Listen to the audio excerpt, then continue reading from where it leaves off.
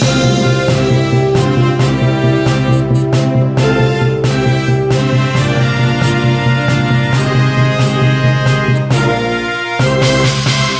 everyone, I'm phoenixtremayne and this is my review of WandaVision.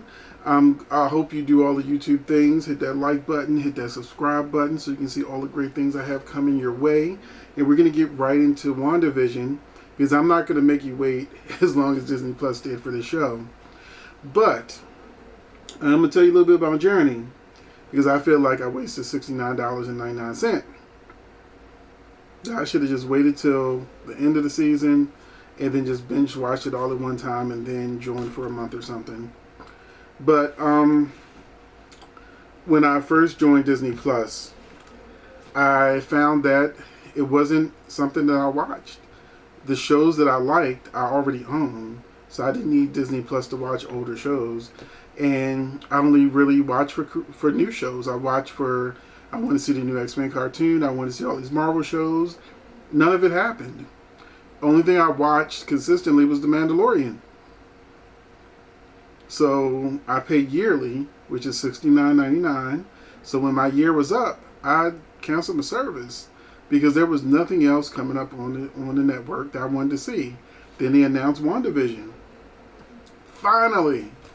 So I went on ahead and I paid my $69.99 again to pay for the year because after WandaVision comes Captain America, Falcon, and all the rest. So I said I'm going to trust them and that they're going to be having these weekly shows like they said once they start, then Loki after that. I said I'm going to go ahead and pay because in March the price goes up.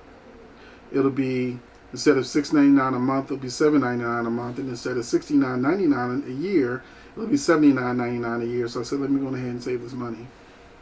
And I felt like I wasted it because these 2 episodes might as well have been a teaser. I've looked at what other critics have said and what some of the critics that wrote. I mean, people either love it or they didn't. I think the majority of us had the same reaction of like, we did not tune in to see a sitcom. We thought it was going to have sitcom elements, but we still get that Marvel feel. But it was the reverse. We watched a whole freaking sitcom.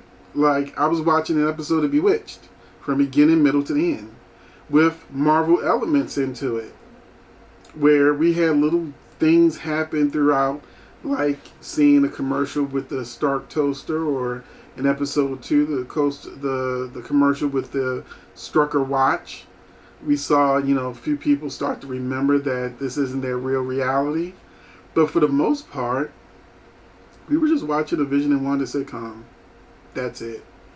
And I think my patience had worn off from waiting almost a year and a half for this show to happen, to finally get it, and then to feel like I still didn't get what I wanted. And the critics were given 3 episodes. And the critics that, nobody spoiled it, but, the critics all said in the 3rd episode they were hoping that it wouldn't be the sitcom episode 3. And they said we get more clues of what's going on, and some big clues of what's going on in that 3rd episode.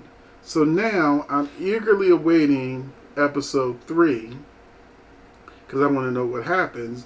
Because if you go online, there are clues if you just watch the trailers. And this may be a little spoilerish, so I'm going to go ahead and tell you that I feel like the show was okay. It's okay to watch if you're mentally prepared, that this is just basically a Nick and Night show for 2 episodes, and that you're probably not going to get what you want until starting with episode 3. There's 9 episodes. I feel like they're treating this like a 3-act movie. The first 3 episodes is Act 1. I think the 2nd act is where we really get into what's going on and what's happening, which will be the next 3 episodes after that, and then the climax will be the last 3 episodes for Act 3. And we'll really get into it. I mean, if you watch the trailers, there's a point where Wanda and Vision are like, this is our town and we're going to protect it. And they're in their Avengers costumes and they're ready to go fight something. Yeah, I think that's probably going to be at the end of the series.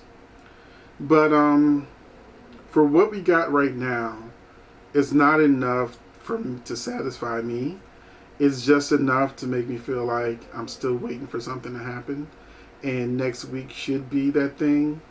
Like I said, I'm just going to say something a little spoilerish, so you may want to tune out now if you don't want to be spoiled at all. But I'm going to put the picture up of Wanda knocking Monica Rambeau out of this fake world that she's created. And if you look at the picture, you can see that Wanda is the one that kind of zaps her out of this world. And you'll see, if you watch the trailer, you'll see her come out the world and hit the ground where all the sword soldiers are, standing around her. But the reason why I chose this picture to put on the screen is because it looks like two entities are standing behind Wanda. It looks like two eyes on the left side, and it looks like sort of like a mouth on the other one. So Wanda may have created this world, which she's done in the comic books, with House of M and all of that. But I think that Wanda is being influenced, possibly by Mephisto, or a lot of people have been hinting that it could be Nightmare. And in one of the trailers, like the last one, it says something about the dreaming begins or something. So, yeah, that wasn't an accident. So that could mean that we are dealing with Nightmare. We may be dealing with Mephisto and Nightmare, which would be cool because I like both of them.